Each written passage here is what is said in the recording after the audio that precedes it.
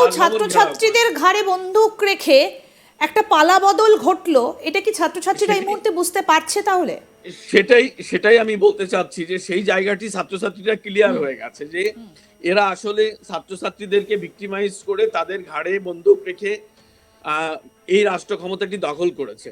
আর এদের মঙ্গলের জন্য দেখো আজকে ছাত্রছাত্রীদের ছাত্র বিপ্লবের কথা বলা হচ্ছে।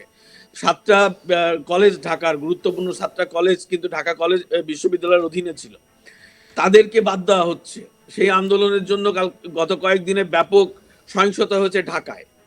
এই যে তিতুমির কলেজ, ঢাকার সবচেয়ে, ঢাকা ইউনিভার্সিটির পরে যে কলেজটি, সেই কলেজটিতে গত 2-3 দিন ধরে ব্যাপক গ্যাঞ্জাম হয়েছে। কালকে সেই কলেজটি সমস্ত কর্মসূচি কার্যক্রম বন্ধ করা হয়েছে কলেজে। ইভেন আজকে যে ছাত্র জনতা যাদেরকে তুমি মানে যাদের কাঁধে সওয়ার হয়ে তুমি রাষ্ট্র ক্ষমতায় এসেছো, তাদেরকে চিকিৎসার জন্য আজকে আন্দোলনে নামতে হচ্ছে।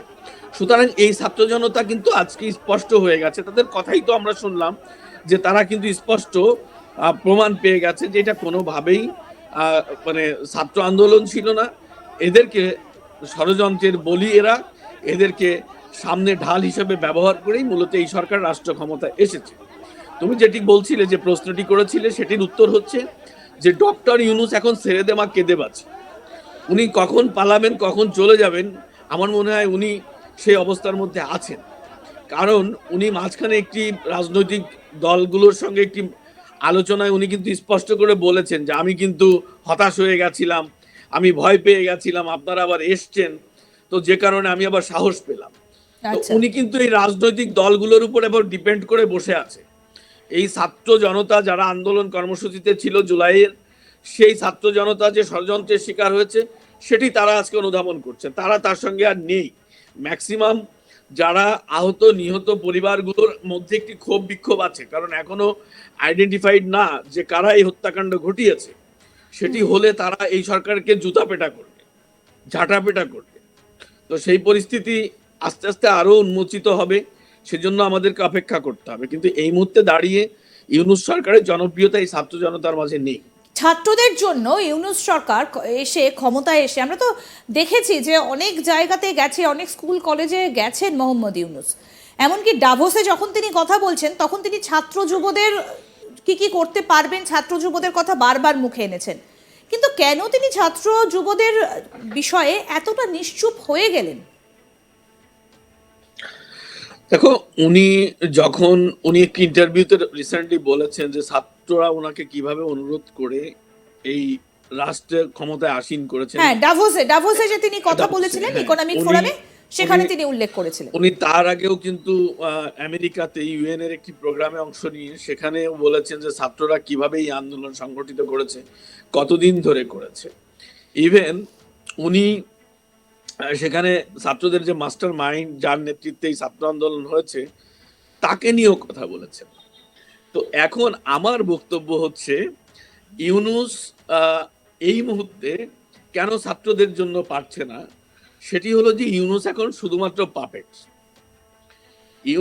ডক্টর ইউনূস উনি সরকারে আছেন, উনি একটি পাপেট। উনার কোনো ক্ষমতা নেই, উনার কোনো ব্যক্তি সিদ্ধান্ত নেই, এবং রাষ্ট্রে যা ঘটছে তার অধিকাংশই উনি জানেন না। কারণ ব্যক্তি জীবনে আর কিছু নাই হোক, ডক্টর মোহাম্মদ ইউনূস এতটা বা এত বড় সাম্প্রদায়িক মানুষ নয় যে তার নেতৃত্বে এইভাবে বাংলাদেশে সাম্প্রদায়িক কর্মকাণ্ড ঘটবে। আমার মনে হয় এসব ইস্যু ওনার সামনে যায় না। আর যদি উনি সাম্প্রদায়িক মানুষ না হন, তাহলে উনি তো এর প্রতিবাদ করতে পারতেন। একজন রাষ্ট্রপ্রধান রাষ্ট্র কিভাবে পরিচালনা হচ্ছে তা জানবে না? নিশ্চয়ই জানে। তো এখানে ডক্টর মোহাম্মদ ইউনূসের আসলে কিছুই করণীয় নেই। আমি একটু আগে যেটা বললাম যে উনি আসলে এখন ওনার অবস্থা ছেড়ে দে মা কেঁদে বাঁচে। উনি আর এই ক্ষমতায় তাহলে থাকতে কি চান এই না। ছাত্রদের কাছেই সবথেকে বড় ধাক্কাটা এবার ইউনূস পেতে চলেছেন? তার কি দিন শেষ হয়ে আসছে বাংলাদেশের গদিতে? দেখো, যারা আজকে আহত বা নিহতর পরিবার, তাদের মধ্যে একটি কষ্ট আছে, ক্ষোভ আছে। সেটি আমি বললাম যে তারা এখনো তো আইডেন্টিফাইড না যে কারা এই ছাত্র হত্যাকাণ্ড ঘটিয়েছে। শেখ হাসিনা যে ঘটিয়েছে, তার নির্দেশে ঘটেছে, তার তো কোনো প্রমাণ এখন পর্যন্ত এই সরকার সামনে আনতে পারেনি।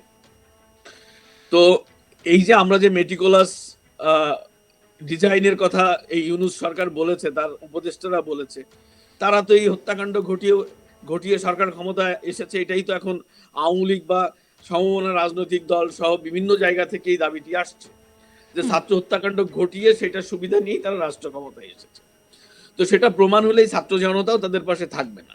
আলটিমেটলি ছাত্র জনতার চেয়ে বেশি হলো যারা দেশের সাধারণ মানুষ এবং যারা এই আন্দোলন সংগ্রামে এই কথাটি বিশ্বাস করে যে ডক্টর শেখ হাসিনার নির্দেশে ছাত্র হত্যাকাণ্ড ঘটছে, তার প্রতিবাদে যারা রাস্তায় নেমেছিল, এরা পুরোটাই এখন ঘুরে গেছে। কারণ এদের কাছে স্পষ্ট ক্লিয়ার যে না, এরা কোনোভাবেই ছাত্র আন্দোলন ছিল না। সুতরাং এই ছাত্র জনতার যে আবার ঐক্য হবে, সেই ঐক্যের ডাক অলরেডি শেখ হাসিনা দিয়েছেন। তার যে কর্মসূচি তা কিন্তু বাংলাদেশে এখন পালিত হচ্ছে। এবং এই যে ফেব্রুয়ারির 1 তারিখ থেকে গণ সচেতনতা বাড়াতে লিফলেট কর্মসূচি দিয়েছেন, লিফলেট বিতরণ কর্মসূচি দিয়েছে আওয়ামী লীগ, যে কর্মসূচির মাধ্যমে বাংলাদেশের মানুষকে জানানো হচ্ছে কিভাবে মেটিকুলাস ডিজাইন বাস্তবায়ন করে ডক্টর ইউনূস একটি জঙ্গিবাদের মাধ্যমে, একটি সন্ত্রাসবাদের মাধ্যমে রাষ্ট্র ক্ষমতায় এসেছে, সেটাই কিন্তু মানুষের মাঝে প্রচার করা হচ্ছে। তুমি খোঁজ নিয়ে দেখো যে বাংলাদেশে গত 3 দিনে, আজকে সব 3 দিনের মতো কর্মসূচি চলছে, ব্যাপক সাড়া পড়েছে।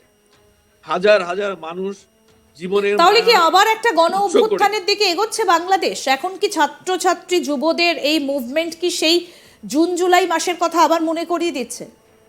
এই ছাত্রদের আন্দোলনটি মূলত তারা এখন করছে তাদের দাবি দেওয়া। বিশেষ করে এই যে আন্দোলনটি আমরা দেখতে পেলাম, যেটি তুমি ছবিতে দেখালে, সেটি মূলত এরাই আহত এবং নিহতদের পরিবার। আচ্ছা। এবং আহতরা তারা এই মুহূর্তে দাঁড়িয়ে তারা হচ্ছে তাদের দাবির কথা বলছে, কিন্তু এই দাবি থেকেই গণবিস্ফোরণের তৈরি হচ্ছে। কারণ যারা সাধারণ মানুষ, তারা এদের পক্ষে আন্দোলন করেছিল, তারা এখন এদের দুর্দশাটাকে অনুধাবন করছে। আচ্ছা। তো তারা দেখছে যে এত বড় একটি আত্মবিসর্জন, তাকে এই সরকার কোনোভাবে মূল্যায়ন করছে না। সুতরাং ভাবে ছাত্র জনতা ঐক্যবদ্ধভাবে এখন ঘুরে দাঁড়ানোর চেষ্টা করছে এবং তার নেতৃত্বে আলটিমেটলি, যেমন ছাত্র জনতার আন্দোলনে কিন্তু বড় স্টক হোল্ডার ছিল বিএনপি এবং জামাতি ইসলাম, তাদের কর্মী ছিল বেশি।